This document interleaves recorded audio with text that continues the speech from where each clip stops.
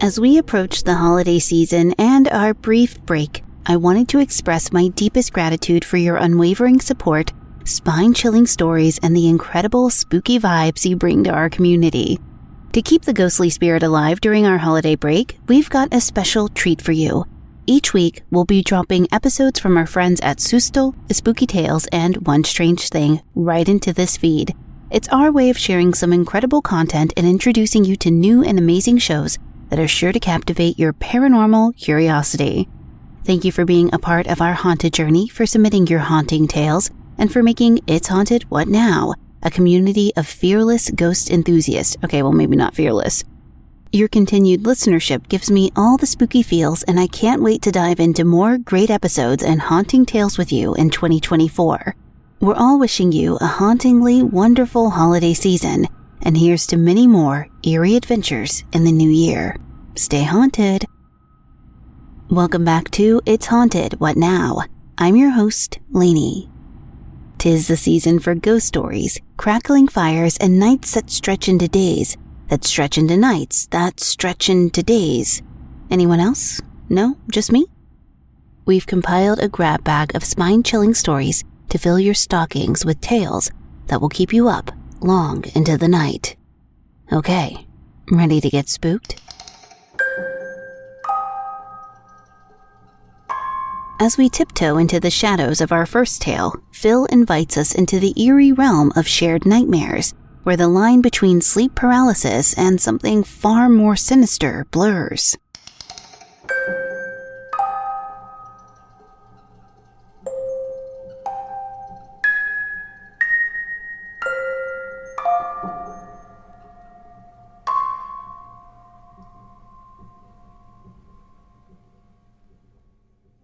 My girlfriend and I moved into a new apartment roughly 3 years ago. Since then, she's been suffering from weekly sleep paralysis. Her brother used to have them when they were children, so she knew what it was right away. She has described it as being completely paralyzed, besides breathing and moving her eyes. Most of the time, she says she sees a dark, tall figure moving around our apartment while she's laying there, unable to move. Sometimes she just hears him walking. Sometimes he's staring at her from the door, and sometimes he presses down on her chest, making it difficult for her to breathe. She's a non-believer of the paranormal, but these encounters terrify her. Now, to the really scary part. She usually manages to wake me up during these sleep paralysis attacks by breathing quickly and loudly. I can then wake her from it, which enables her to move again, and the figure that she sees disappears. What I haven't told her is that these past few months, I've seen the figure as well. Right after I'm woken up by her breathing, I can see it bent over her, pushing down on her rib cage. It always disappears the second I acknowledge it or try to wake her. One night I was home alone watching a movie, and I even saw it in the hallway, staring at me. I pretended I didn't need to see it, and it had disappeared the next time I looked over. Now to the dilemma. Do I tell my girlfriend that her sleep paralysis demon might not be a regular sleep paralysis demon, since I've seen it too? I've seen it at the same time when she was in the sleep paralysis state, looking at it, and I most definitely am not, also looking at it. I don't want to scare her. She is already terrified from the sleep paralysis, and that is when she feels certain that it's just in her own head. We can't afford to move. I think we can both live like this, given I never tell her the truth. So this is absolutely terrifying, first of all. I feel like a lot of people explain away a lot of paranormal activity by chalking it up to a sleep paralysis demon. But what about when it's someone else's demon? What then? I don't even know if I would tell her the truth. Maybe in this case, ignorance is bliss, but so many people out there are probably yelling like, no, tell her the truth, get out of the house. And it's maybe not necessarily about leaving the house, more so as protecting the house. And I've given many different ways to protect yourself and to protect your home. Again, I have a list of the things that I use in my own home that give me a sense of security, so I'll put it in the show notes for you if you're interested. But I don't necessarily think you have to move, but I think with any relationship, I know I would be upset with my husband if he didn't tell me that he was seeing my sleep paralysis demon and was allowing me to kind of live in that fear alone. And it also makes you feel like less crazy going like, okay, you've seen it too. Now what do we do? And I kind of feel like maybe she would feel more empowered that you feel like you can do something about it. I don't know. Just a suggestion. Next, Griff Scry shares an eerie tale of a locked door in their home. Once a haunting prison with a mysterious past. Unexplained phenomena unfold, leaving questions lingering in the shadows.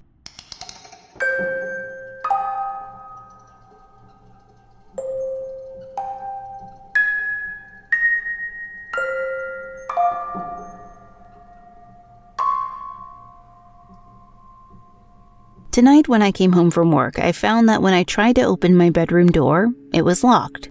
I never lock my door. In fact, I didn't even know it could lock, so this took me by surprise.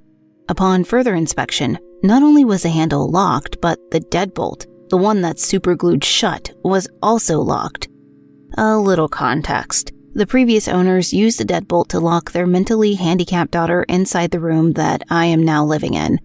According to the neighbor, they'd lock her in there for days at a time and superglued the deadbolt shut so it couldn't be locked or unlocked from the inside. I've had paranormal experiences in this room before. I had just gotten home from work and I was sitting in my room playing video games. No one else was home with me. I left my door half open per usual. Out of nowhere, I briefly heard faint footsteps outside, which caught my attention. As I turned over, I could nearly make out a faint outline of a hand reaching for my doorknob. With a loud bang, my door suddenly slammed shut. I've heard loud, unexplained noises, heavy footsteps, and even my sister has had similar experiences separate from mine. I don't live alone, but my parents are busy people and would never lock me out of my own room. And like I mentioned above, the deadbolt only locks from the outside. How the hell does this happen? Not only the handle, which is never locked, but the deadbolt as well. How does a door lock itself? If someone broke into my house, they didn't touch anything. When I got the door unlocked, my room was exactly how I left it, and the rest of the house seemed completely normal. I genuinely have no explanation. Okay, so this is an odd one. Right off the bat, the first thing highly recommend would be to replace the door, to remove the deadbolt. And then maybe problem solved. This is definitely an odd one and one of my bigger fears when I'm alone, someone just locking and unlocking doors when I have nothing to do with it. Now hopefully this is the one and only time you experience that, but again, highly recommend replacing the door. That's less of a paranormal thing and more of a practical thing, like maybe you don't need a deadbolt on your door. I don't know. Vivid Practice 3257 recounts a mysterious nocturnal journey to the airport, where a routine drive takes an inexplicable turn.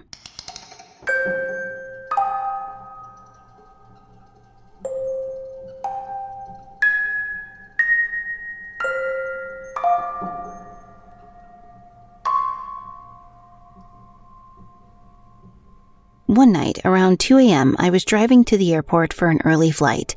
For a little context, the drive is one I'm familiar with since I'm a frequent flyer at that airport, and is typically around 4 hours. When I'm making my drives, I normally pull up my GPS to track my time and not necessarily for the route. I travel on the highway for about 90% of the route, so it's basically a straight and easy shot. There were no other cars on the road except for me and a semi-truck that I knew was now a few miles ahead of me. I was blasting music in order to keep me energized for the remainder of the drive. I looked down at my GPS and saw that I was making good time. It looked as though it was going to be smooth sailing. About 20 minutes later, I looked back at my GPS and noticed that it was telling me to take an exit in 2 miles. I found that weird, since there was no traffic and no reason for me to get off the interstate, since it's a straight shot to the airport taking that route. As I approached the exit, I noticed there wasn't any lighting, no gas station, fast food, or lodging signs. Against my better judgment, I took the exit anyway, thinking there may be an accident ahead that my GPS was trying to get me to avoid. I was taken down a long, dark, narrow road. After a little over half a mile down this road, my GPS started telling me to make a right turn. I approached the turn and stopped dead in the middle of the road. At this point, the red flags were screaming at me. I turned down my music and noticed the road was a dirt road, which was odd to me. I heard cars revving in the distance and a loud commotion, but I couldn't see anything in the darkness. It almost felt like I was being pushed into a different time. I sat there for about a minute before I sped off, going straight down the road and hoping my GPS could reroute me to the interstate. Eventually, I found the highway again, and my GPS told me I had the same amount of time left and had gone the same distance that I had prior to taking the exit. Even the truck a few miles ahead of me was the same. I'm not sure if this was a glitch in the Matrix or something paranormal, but it definitely felt like I was ending up somewhere I didn't belong.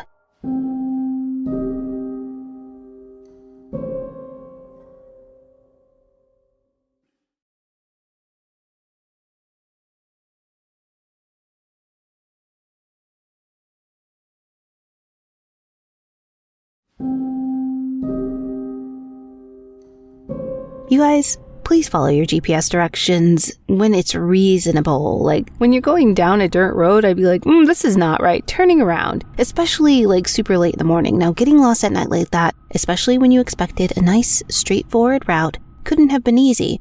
Now, for me, I rely on my GPS to get me anywhere, so I can only imagine what I'd do if it led me to an abandoned road. Like I said, I'd probably turn around and just be like, not today. Good thing you ended up safely back on the road.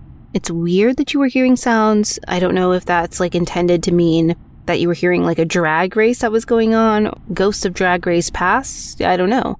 Car drag, not drag queen. To be clear. But interesting nonetheless, and possibly a glitch in the Matrix. Our next story comes from Lottie 97, who invites us into the chilling ambiance of their childhood home. A centuries-old mansion tainted by a tragic past. I'm sure it's not haunted.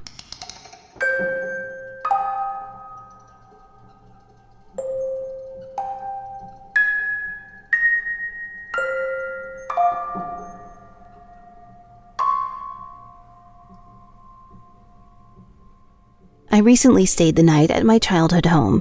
It's an old house built in the 19th century. I've never felt at ease in that house. It has an eerie vibe to it. When I was 17, my parents told me that they were able to afford this house, really more of a mansion, because the previous owners desperately wanted to get rid of it. The reason they gave was that their son had sadly taken his life in the attic.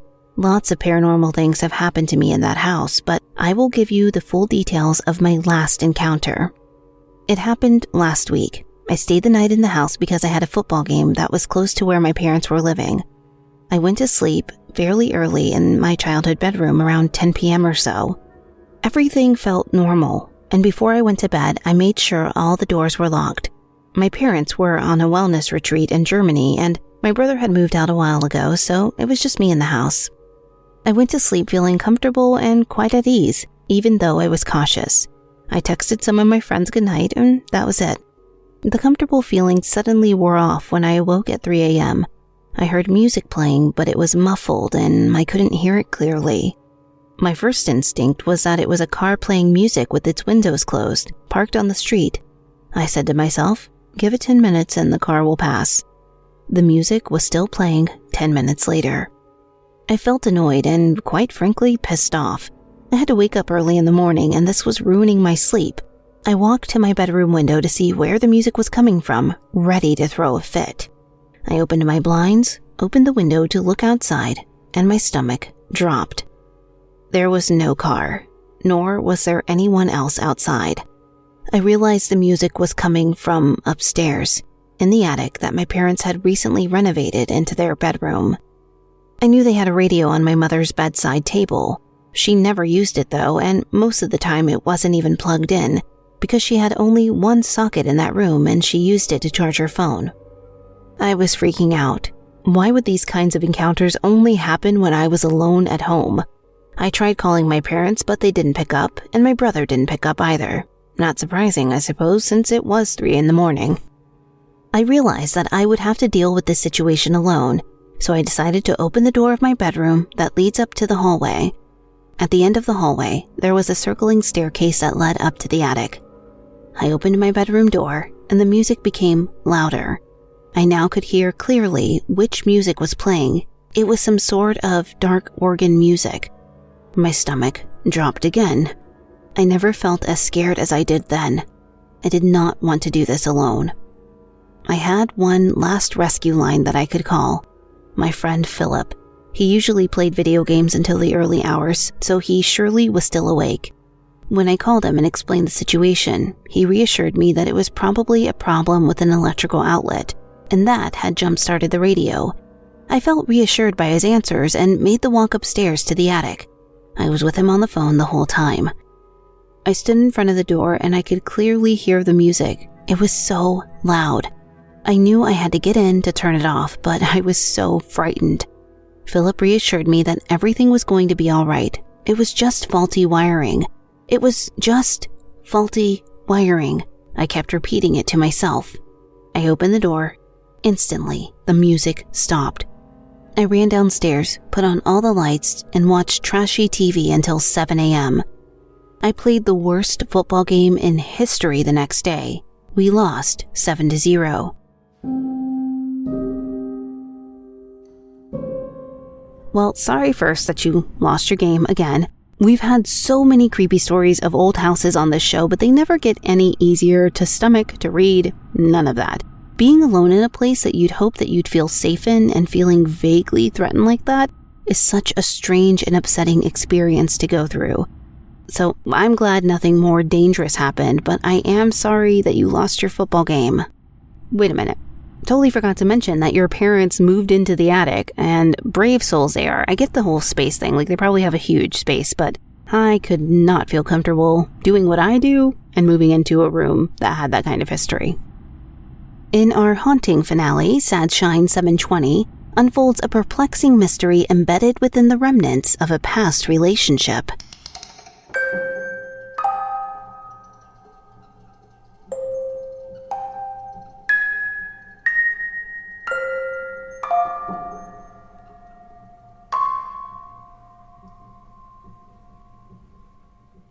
My ex-boyfriend and I bought a tin of magnetic words for the refrigerator a few years ago.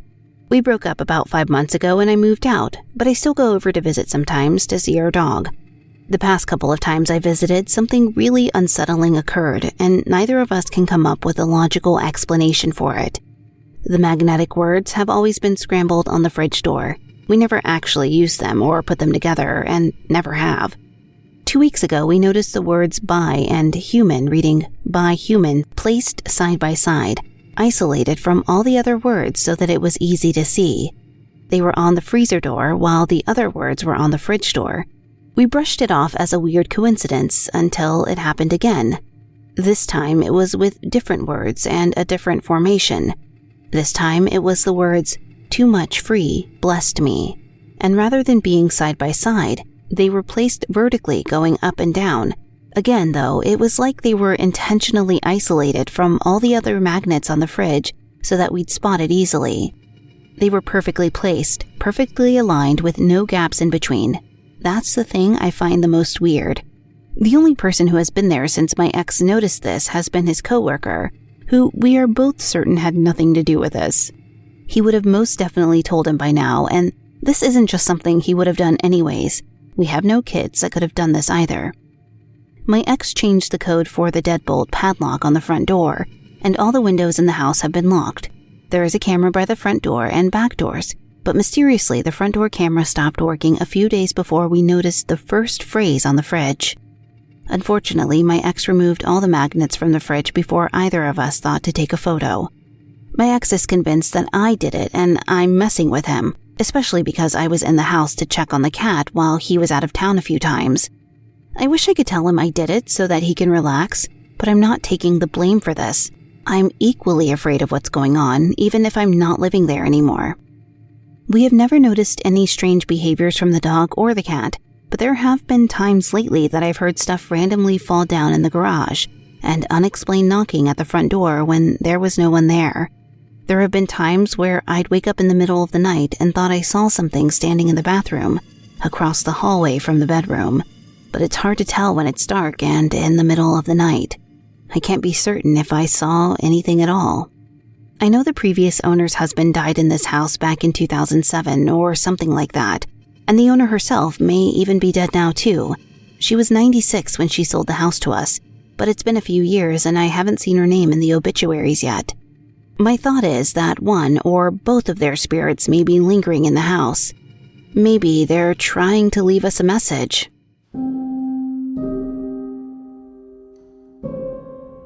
Okay, well, if they're trying to leave you some sort of message, by humans isn't exactly the one I'm looking for.